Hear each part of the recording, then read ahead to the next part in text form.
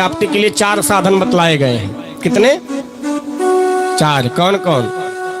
जितासनो, पहले क्या करना चाहिए? आसन को जीतना चाहिए। आसन जीतना समझ रहे हैं? अब ये नहीं कोई बैठा हो पटक के तुरंत आसन खींच लाओ उसका नीचे का, वो आसन जीतना नहीं महाराज। आसन जीतने का मतलब है कि ज्यादा से ज्यादा बैठने का अभ्यास हो। कैसे? सुखासन में, पद्मासन में, इन सब आसनों में ज्यादा से ज्यादा बैठने का अभ्यास हो। लेकिन आजकल 10 मिनट 15 मिनट बैठे नहीं कि ऐसे हो जाते हैं। हो जाते कि नहीं हो जाते? और कहा गया भागवत में, शास्त्रों में कहा गया है, संतों के मुखारविंदों से भी हमने सुना है कि जो इस आसन में बैठता है, इसको जानते कौन सा आसन कहते हैं? कौन सा आसन? दरिद्रासन। अगर भजन संकीर्तन में, पूजा पाठ में, कथा में जो इस आसन में बैठता है, धीरे धीरे दरिद्रता को आमंत्रण देने लगता है। तो इस आसन में कदाचित कभी बैठना नहीं चाहिए। ध्यान हो गया कि नहीं? समझ में आया? अब इस आसन में मत बैठिएगा। जितासनो, पहले आसन जीतने का प्रयास करो, क्योंकि जब आपका बैठने का अभ्यास ज्यादा होगा तभी आपका मन लगेगा, कथा में हो या भगवान के नाम में हो या अपने किसी काम में हो। जितासनों के बाद क्या है? पहले आसन जीतो, फिर जीता श्वासो। किसको जीतना है? श्वास को। श्वास समझ रहे हैं ना? सांस नहीं कह रहे हैं तो सांस पे अत्याचार करने लग जाओ। तो महाराज जी बोले हैं सांस पे विजय प्राप्त करना है, फिर सांस एक पटकने लगो। हम श्वास बोल रहे हैं, श्वास। हाँ, नहीं तो पता लगा यहाँ कथा विश्राम हो, वहां दूसरी कथा चालू हो जाए, फिर हमारे पास भागे भागे महाराज जी आज क्या सुना दिए। जितासनो जित श्वासो, श्वास पर विजय प्राप्त करना। श्वास पर विजय कैसे प्राप्त होगा? प्राणायाम से। प्राणायाम करो, ज्यादा से ज्यादा श्वास रोकने का प्रयास करो। जब यह अभ्यास बन जाएगा तब फिर और आनंद आएगा। उसके बाद क्या करना है? जित संगो।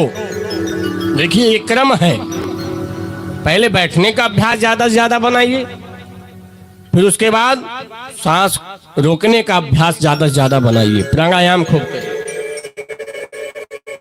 फिर जित संगो, अपने संगत को जीतिए। संगत समझ रहे हैं ना? जो जिस सभा में हम ज्यादा रहते हैं, जिसके साथ ज्यादा घूमते टहलते हैं, इस पे विचार करिए कि वह कैसा है, अच्छे संगत का है कि बुरे संगत का है।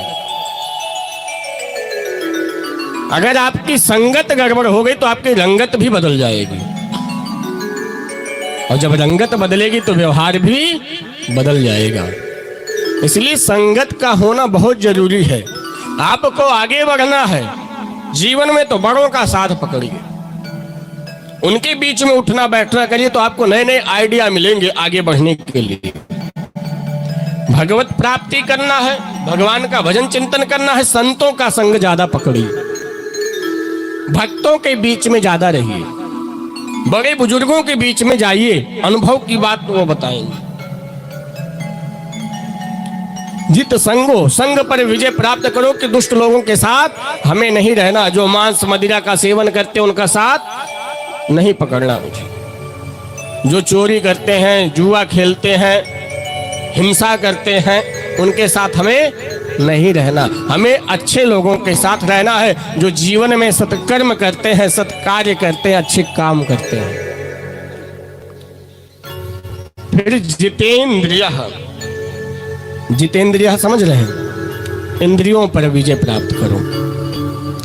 हम इंद्रियों के अधीन हो गए हैं, लेकिन इंद्रिय हमारे अधीन नहीं है। मन ने कहा ये करना है तो कर बैठते हैं, होता कि नहीं?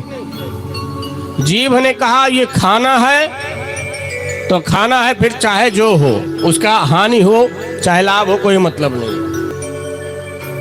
तो इंद्रियों पर विजय प्राप्त करो, जिह्वा पे कंट्रोल करो, मन पे कंट्रोल करो।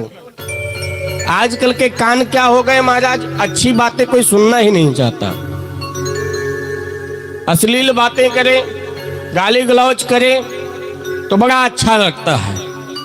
वही भगवान का नाम ले, कथा ले, या अच्छा बातें बताए, अच्छी बातें कि ऐसा काम करो, ऐसे आगे बढ़ोगे, किसी की निंदा ना करो, अच्छा नहीं लगेगा, उठ के चल गया। अपना ज्ञान अपने पास रखो।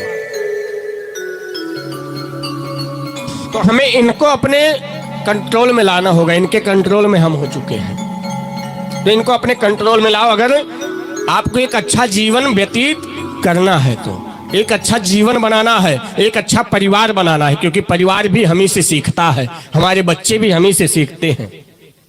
तो बोले भक्तवत्सल भगवान के जय हो। बोले जब इन चारों पर आप विजय प्राप्त कर लो, तब फिर अपने मन को उस परमात्मा में लगा लो। फिर देखिए जो आनंद आएगा महाराज। फिर उन्होंने प्रश्न कर लिया, महाराज ये बताइए, सृष्टि